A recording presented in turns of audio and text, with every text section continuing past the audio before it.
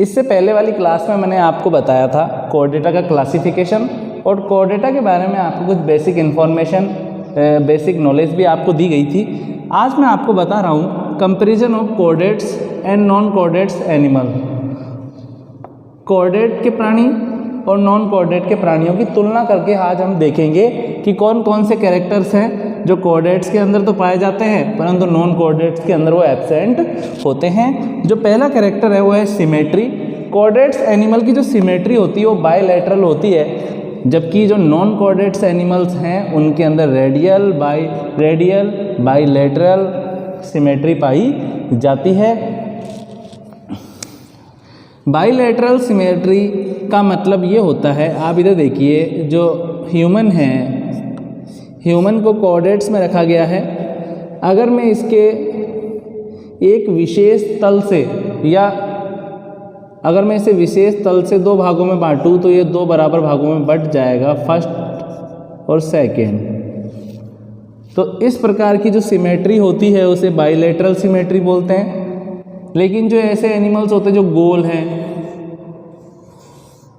उन्हें चाहे आप ऐसे दो भागों में बांट सकते हैं, चाहे तो ऐसे भी दो भागों में बांट सकते हैं, चाहे तो ऐसे भी बांट सकते हैं, चाहे तो ऐसे भी बांट सकते हैं। मध्य बिंदु से बस शर्त यही है कि यहाँ पर जो हम बांट रहे हैं दो भागों में, जो दो भागों में बांटने वाली जो रेखा है, जो लाइन है, वो बिल्कुल सेंट्रल बिंदु से, सेंट्रल पॉइंट से ही गुजरनी चाहिए। तो रेडियल सिमेट्री किस में पाई जाती है? जिनके शरीर का आकार थोड़ा गोल हो। बाकी इनमें भी बायरेडियल पाई जाती है कुछ एक में। जैसे आप स्कॉर्पियन को देखेंगे, स्कॉर्पियन है, ऐसा होता है स्कॉर्पियन। अगर आप इसे भी चाहें तो दो बराबर भागों में बांट सकते हैं। ये वाला जो पार्ट होगा फर्स्ट और ये वाला पार्ट जो होगा सेकंड, दोनों एक दूसरे के बिल्कुल समान होंगे। तो जो कोर्डेट्स एनिमल हैं उनके अंदर बायलैटरल अर्थात द्विपार्श्व सममिति पाई जाती है। बायलैटरल जो सिमेट्री वो प्रेजेंट होती है। लेकिन जो नॉन कोर्डेट्स है उनके अंदर रेडियल भी मिल जाएगी, रेडियल सिमेट्री भी मिल जाएगी, बायरेडियल सिमेट्री भी मिल जाएगी, बायलैटरल सिमेट्री भी मिल जाएगी हमें। मेटामेरिज्म, जो दूसरा कैरेक्टर्स है कंपैरिजन का, वो है मेटामेरिज्म अर्थात खंडी भवन। कुछ एनिमल्स ऐसे होते हैं जिनकी बॉडी के ऊपर खंड दिखेंगे आपको। जैसे ये एक एनिमल्स है छोटा सा, इसके शरीर के ऊपर खंड पाए जा रहे हैं। दूसरा एनिमल्स है, इसकी जो स्किन है वो बिल्कुल स्मूथ है, इस पर कोई भी आपको खंड वगैरह नहीं दिखाई देंगे। तो यहाँ पर आप ध्यानपूर्वक देखिए, मेटामेरिज्म का मतलब है खंडी भवन। कोर्डेटा के प्राणियों में ट्रू मेटामेरिज्म पाया जाता है, वास्तविक खंडी भवन पाया जाता है। लेकिन जो नॉन कोर्डेट्स एनिमल है उनमें ज़्यादातर के अंदर ये क्या होता है, एब्सेंट ही होता है, यह आपको नहीं मिलेगा। कोर्डेटा के जो एनिमल्स हैं उनके अंदर मेटामेरिज्म अर्थात खंडी भवन एब्सेंट होता है, और अगर होगा भी तो स्यूडो होगा, दिखावटी होगा, सिर्फ वास्तविक खंडी भवन नहीं पाया जाएगा। सिलोम मतलब होता है गुहा। जो कोर्डेटा के एनिमल है ये ट्रू सिलोमेट प्राणी होते हैं, इनके अंदर वास्तविक देह गुहा पाई जाती है। ट्रू सिलोमेट का मतलब होता है वास्तविक देह गुहा। कोर्डेटा के एनिमल्स के अंदर वास्तविक देह गुहा पाई जाती है। लेकिन जो नॉन कोर्डेट्स होते हैं ये एसिलोमेट होते हैं, अर्थात यानी कि अपन ये कह सकते हैं कि बहुत से नॉन कोर्डेट्स तो ऐसे हैं जिनके अंदर सिलोम एब्सेंट होती है, तो वह एनिमल्स क्या कहलाएंगे, एसिलोमेट्स। कुछ के अंदर पाई जाएगी लेकिन वो वास्तविक नहीं होगी, वो कोर्डेट की सिलोम जैसी नहीं होगी, तो उसे क्या बोल देंगे, स्यूडोसिलोमेट कह देंगे। वास्तविक सिलोम क्या होती है, इसके अंदर एब्सेंट होती है, उसकी जगह सिर्फ क्या होती है, एक आभासी, अपन बोल सकते हैं दिखावटी सिलोम पाई जाती है, दिखावटी स्यूडो। ठीक है, तो अपन कह सकते हैं कि कोर्डेट्स एनिमल के अंदर सिलोम पाई जाती है, प्रेजेंट होती है और ट्रू होती है, जबकि ये एसिलोमेट होते हैं, मतलब अदेहगुहीय प्राणी होते हैं, इनके अंदर देह गुहा का अभाव होता है, या स्यूडोसिलोमेट होते हैं। स्यूडोसिलोमेट का मतलब क्या कह सकते हैं अपन, कि इनके अंदर सिलोम के जैसी दिखने वाली संरचना पाई जाएगी। ठीक है, कूट देग हुई है प्राणी, ये कूट देग हुई है प्राणी कहलाएंगे इस प्रकार के प्राणी। इनके अंदर सूडोसिलोमेट का मतलब है जिन प्राणियों के अंदर कूट देग गुहा पाई जाती है। ठीक है, कुछ एक के अंदर ट्रू सिलोम भी मिल जाएगी तो ट्रू सिलोमेट कहलाएंगे। बॉडी लेयर्स, कोर्डेटा के अंदर 3 बॉडी लेयर पाए जाते हैं, जबकि नॉन कोर्डेटा के अंदर डिप्लोब्लास्टिक, ट्रिप्लोब्लास्टिक 2 बॉडी लेयर भी मिल सकते हैं, या अपन कह सकते हैं 3 बॉडी लेयर भी मिल सकते हैं। जो बॉडी लेयर है वो कोर्डेटा के अंदर 3 होते हैं, इसलिए कोर्डेटा के एनिमल्स क्या कहलाते हैं? ट्रिप्लोब्लास्टिक एनिमल्स कहलाते हैं। लेकिन नॉन कोर्डेटा के अंदर कुछ एनिमल्स ऐसे हैं जिनके अंदर 2 लेयर्स भी पाई जाती है, उन्हें डिप्लोब्लास्टिक कहते हैं। ठीक है, तो कोर्डेटा में तो कितने प्रकार के हैं बॉडी लेयर के आधार पर एनिमल्स? केवल एक ही प्रकार के, ट्रिप्लोब्लास्टिक। लेकिन जो नॉन कोर्डेटा है इसके अंदर डिप्लोब्लास्टिक भी मिल जाएंगे और ट्रिप्लोब्लास्टिक एनिमल्स भी मिलते हैं। एक्सोस्केलेटन कोर्डेटा के अंदर प्रेजेंट होता है, कैल्शियम से बनी हुई इसके अंदर बोन से बना हुआ होता है। ये कैल्शियम से बनी हुई जो बोन है उससे निर्मित होता है ये एक्सोस्केलेटन कोर्डेटा के अंदर। और जो नॉन कोर्डेट्स एनिमल हैं इनके अंदर क्या होता है? ज़्यादातर एनिमल्स के अंदर तो हम कह सकते हैं कि एक्सोस्केलेटन एब्सेंट ही होता है और कुछ एक के अंदर प्रेजेंट भी होता है। यहाँ पर बाय मिस्टेक एक मेरे से गलती हो गई, ये एंडो नहीं एक्सो है, तो बाह्य कंकाल। तो हम ये कह सकते हैं कि एक्सोस्केलेटन का मतलब है बाह्य कंकाल। कोर्डेटा के अंदर कुछ एक प्राणियों के अंदर बाह्य कंकाल अर्थात एक्सोस्केलेटन प्रेजेंट होता है, जबकि इनके अंदर क्या होता है? एब्सेंट होता है। और कुछ एक के अंदर इनके अंदर भी प्रेजेंट होता है। पोस्ट अनल टेल, कुछ के अंदर पुच्छी है, अपन बोल सकते हैं कि कुछ प्राणियों के अंदर कोर्डेटा के अपन कह सकते हैं कि कोर्डेटा के प्राणियों के अंदर पुच्छ पाई जाती है। क्या पाई जाती है? टेल पाई जाती है। पृष्ठीय गुदीय पुच्छ पाई जाती है। ठीक है, लेकिन जो नॉन कोर्डेट्स प्राणी हैं इनके अंदर पोस्ट एनल टेल एब्सेंट होती है। Notochord present displaced by vertebral column. Chordata के एनिमल्स में जीवन की किसी न किसी अवस्था के अंदर नोटोकॉर्ड तो पाई ही जाएगी, 100% एब्सेंट रहेगी। लाइफ की किसी न किसी स्टेज के अंदर कोर्डेट्स एनिमल के अंदर नोटोकॉर्ड जरूर डेफिनेटली प्रेजेंट होगी। और कुछ समय पश्चात जो ये नोटोकॉर्ड होती है ये वर्टिबल कॉलम के अंदर बदल जाती है, रीढ़ की हड्डी में बदल जाती है। लेकिन जो नॉन कोर्डेट्स प्राणी हैं इसके अंदर नोटोकॉर्ड एब्सेंट होती है। जो एनिमल्स को 2 ग्रुप में बांटा गया है, कोर्डेटा और नॉन कोर्डेटा, उसका मेन आधार ही नोटोकॉर्ड की उपस्थिति या अनुपस्थिति है। कोर्डेटा एनिमल्स के अंदर नोटोकॉर्ड प्रेजेंट होती है, जबकि नॉन कोर्डेटा के अंदर ये एब्सेंट होती है। फेरिंजियल गिल स्लिट्स, लाइफ के किसी न किसी स्टेज के अंदर कोर्डेट्स एनिमल के अंदर फेरिंजियल गिल स्लिट्स प्रेजेंट होते हैं, जबकि इनके अंदर नॉन कोर्डेटा के अंदर फेरिंजियल गिल स्लिट्स एब्सेंट होते हैं। ये श्वसन में सहायक अंग होते हैं जो केवल एक्वेटिक एनिमल्स में पाए जाते हैं।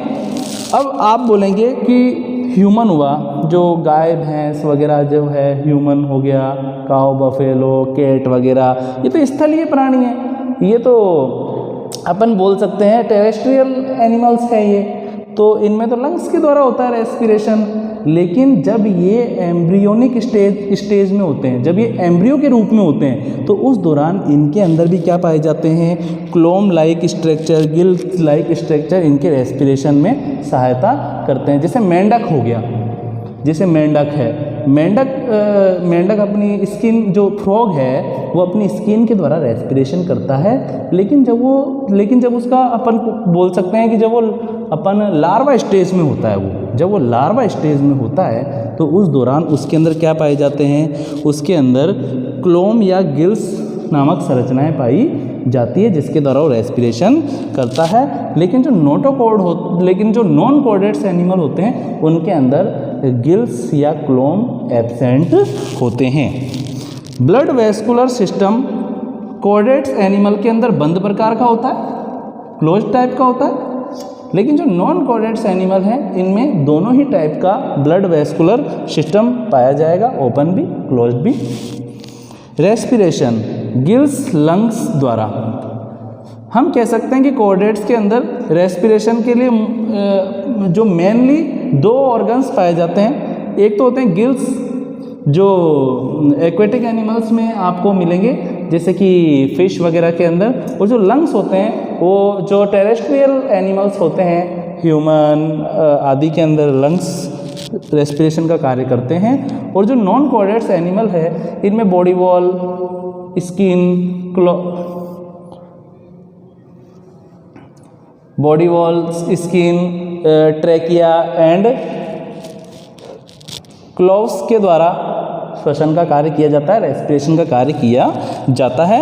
नर्वस सिस्टम आप देखिए होलो टाइप का होता है। कोऑर्डिनेट्स एनिमल के अंदर जो नर्वस सिस्टम है या जो तंत्रिका जो तंत्र है वो होलो अर्थात खोखला होता है, लेकिन जो नॉन कोऑर्डिनेट्स एनिमल है इनके अंदर नर्वस सिस्टम सॉलिड होता है, ठोस प्रकार का होता है। रीजनरेशन बहुत ही कम पाया जाता है, वेरी वेरी लेस पाया जाता है कोऑर्डिनेट्स एनिमल के अंदर। रीजनरेशन अर्थात पुनरुद्भवन की प्रक्रिया कोऑर्डिनेट्स एनिमल में वेरी वेरी लेस होता है, बहुत ही कम होता है। ये केवल घावों के भरने तक ही सीमित होता है। अगर आपके या मेरे छोटी मोटी चोट लग जाए तो कुछ समय में ठीक हो जाती है, क्योंकि हमारे अंदर भी रीजनरेशन पाया जाता है, पुनरुद्भवन पाया जाता है, लेकिन वो केवल घावों के भरने तक ही सीमित होता है। लेकिन जो नॉन कोऑर्डिनेट्स होते हैं उनके अंदर जो रीजनरेशन है, जो पुनरुद्भवन की जो क्षमता है, जो कैपेसिटी है पुनरुद्भवन की, वो इनफ हाई होती है, काफ़ी अधिक होती है। इसके बाद में हम देखेंगे क्लासिफिकेशन ऑफ कोऑर्डिनेट्स।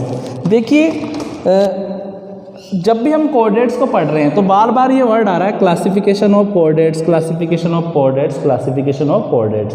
दरअसल क्या है, जब भी हम कोई एनिमल्स के बारे में पढ़ेंगे या किसी क्लास के बारे में पढ़ेंगे तो हमें बार बार इसको देखना ही पड़ेगा, वरना हम कंफ्यूज हो जाएंगे। जैसे आप देखिए क्लासिफिकेशन ऑफ कोऑर्डिनेट्स के अंदर जो संघ कोऑर्डिनेट है या जो फाइलम कोऑर्डिनेट है, इसे सर, इसे head, skull, cranium, vertebral column की बेसिस पर दो ग्रुप में डिवाइड किया गया है, एक्रेनिया एंड क्रेनिएटा।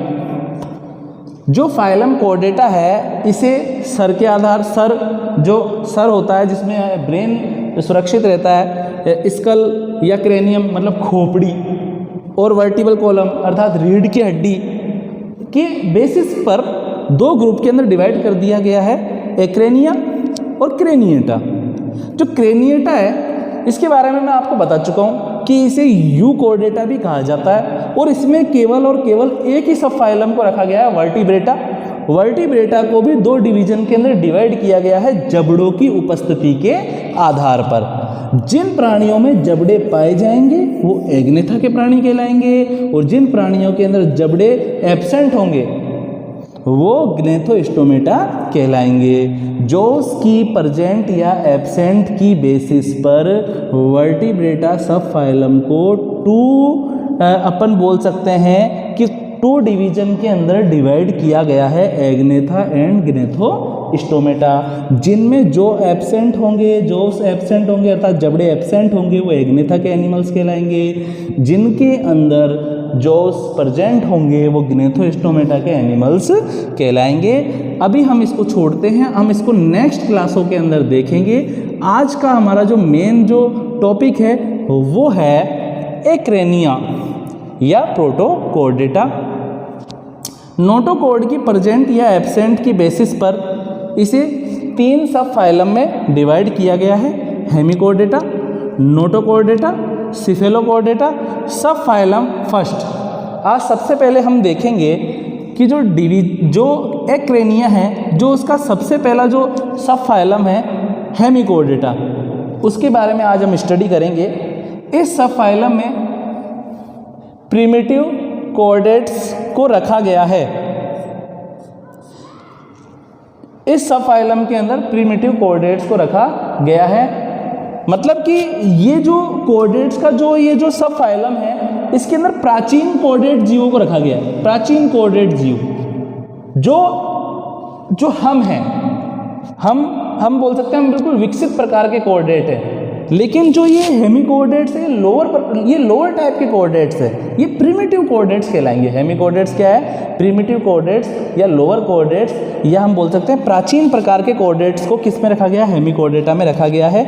ये मराइन वाटर में पाए जाते हैं। ये सॉलिटरी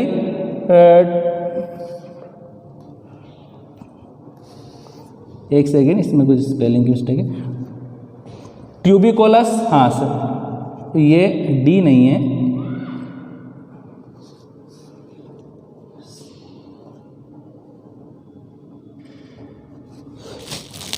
ये मराइन वाटर में पाए जाते हैं। ये सॉलिटरी ट्यूबिकोलस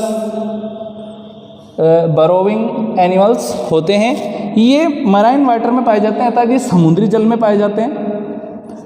ये सॉलिटरी होते हैं, ये बिल बनाकर ये सॉलिटरी मतलब ये एकल होते हैं। कुछ एनिमल्स ऐसे होते हैं जो कभी भी अकेले नहीं रह सकते हैं, वो कॉलोनी में रहते हैं। हमेशा जब भी आप देखोगे कोई बुक्स के अंदर उनके बारे में स्टडी करोगे तो चलेगा कि कुछ एनिमल्स कॉलोनी के रूप में रहते हैं, और एक कॉलोनी के अंदर दो एनिमल से लेकर अपन बोल सकते हैं कि हजारों तक एनिमल्स मिल जाते हैं। लेकिन जो हेमिकोऑर्डिनेटा के जो एनिमल्स होते हैं ये समुद्री वाटर में तो पाए जाते हैं, साथ ही एकल जीव होते हैं। एकल, ये हमेशा अकेले ही रहना पसंद करते हैं। ये ट्यूबिकुलस होते हैं, अर्थात यह अपन बोल सकते हैं कि जो समुद्र की जो सतह है उसके अंदर ये गड्ढा करके ऐसे नली रूपी संरचना बना देते हैं, और इस नली रूपी संरचना के अंदर ये रहते हैं। ये जो एनिमल जो मैंने बनाया है इस नली के अंदर ये जो एनिमल्स है यही हेमिकोऑर्डिनेटा का एनिमल है, और बरोविंग होते हैं, ये बिल बनाकर रहते हैं। और ठीक है, यहाँ तक आपको समझ में आ चुका है। ये सॉफ्ट बॉडीज होते हैं, vermiforms, unsegmented, bilaterally symmetrical, triploblastic animals होते हैं। इनकी जो बॉडी होती है वो सॉफ्ट होती है, बिल्कुल मुलायम होती है। वर्मी फॉर्म्ड होते हैं ये, मतलब कर्मी रूपी इनका शरीर होता है। जिस प्रकार से आपने केचुआ वगैरह अर्थवर्म को देखा होगा, या आपने टीनिया सोलियम या प्लेटीहेलमिन्थेस आदि वर्म्स के बारे में, कर्मियों के बारे में सुना होगा, तो इनका जो शरीर का जो बॉडी का जो शेप है वो भी वर्मी लाइक स्ट्रक्चर ही होता है। इनकी बॉडी का शेप वर्मी लाइक ही होता है। अनसेगमेंटेड होते हैं ये, इनके शरीर के ऊपर किसी प्रकार के कोई सेगमेंट, कोई खंड नहीं पाए जाते हैं। बाइलेटरली सिमेट्रिकल होते हैं ये, द्विपार्श्व सममिति इनके अंदर पाई जाती है, जिस प्रकार से मैंने अभी स्कॉर्पियन और ह्यूमन के अंदर बताई थी। ट्रिप्लोब्लास्टिक होते हैं ये, इनके अंदर 3 जनन स्तर पाए जाते हैं। इनकी बॉडी प्रोबोसिस, कॉलर, ट्रंक में डिवाइड रहती है। इनकी जो बॉडी है वो प्रोबोसिस अर्थात सुंड, जो आगे का जो तीखा भाग होता है माउथ का, उसे क्या बोलते हैं? सुंड बोलते हैं। आपने गाय भैंस के अंदर देखा होगा, जो उनके माउथ के ऊपर एक ब्लैक सी संरचना होती है, नोस्ट्रिल के पास में जो नाक के जो उनके छिद्र होते हैं ना, नोस्ट्रिल, वो नोस्ट्रिल के बीच में आप देखना ब्लैक सी स्ट्रक्चर होती है, तो वही प्रोबोसिस होती है। तो इनके अंदर प्रोबोसिस थोड़ी नुकीली, पतली, लंबी होती है। तो इनकी जो बॉडी होती है वो प्रोबोसिस अर्थात सुंड, कॉलर और ट्रंक अर्थात धड़ में डिवाइडेड रहती है। इनमें स्ट्रेट या U shaped complete alimentary canal पाई जाती है। इनमें सीधी या यू शेप्ड, यू आकार की पूर्ण एलिमेंट्री कैनाल, पूर्ण आहार नाल पाई जाती है। Notochord only present in front of body. इनमें जो नोटोकॉर्ड है वो केवल शरीर के अग्रभाग के अंदर ही उपस्थित होती है, शरीर के अग्रभाग में ही पाई जाती है। Sexual reproduction is found in hemichordates. इनके अंदर लैंगिक जनन पाया जाता है। फर्टिलाइजेशन एक्सटर्नल, फर्टिलाइजेशन अर्थात जो निषेचन की जो प्रक्रिया है, जो प्रोसेस है, वो बॉडी के बाहर होती है, एक्सटर्नल होती है वाटर के अंदर। डेवलपमेंट डायरेक्ट इनडायरेक्ट टाइप का होता है। इनके अंदर हम बोल सकते हैं कि जो इनके अंदर जो विकास है, जो एनिमल का जो विकास है वो सीधा भी हो सकता है, मतलब डायरेक्ट भी हो सकता है, या इनडायरेक्ट भी हो सकता है। सम एनिमल्स में डेवलपमेंट टॉर्नेरिया लार्वा द्वारा होता है। यहाँ पर ये इम्पोर्टेंट बात है, हेमिकोऑर्डिनेटा के अंदर किस प्रकार का लार्वा पाया जाता है या किस लार्वा के द्वारा डेवलपमेंट होता है? टॉर्नेरिया लार्वा के द्वारा। यहाँ पर हेमिकोऑर्डिनेटा को 2 क्लासेस में डिवाइड किया गया है, एंटेरोपिन्योस्टा एंड क्लास एंटेरोब्रेकिया।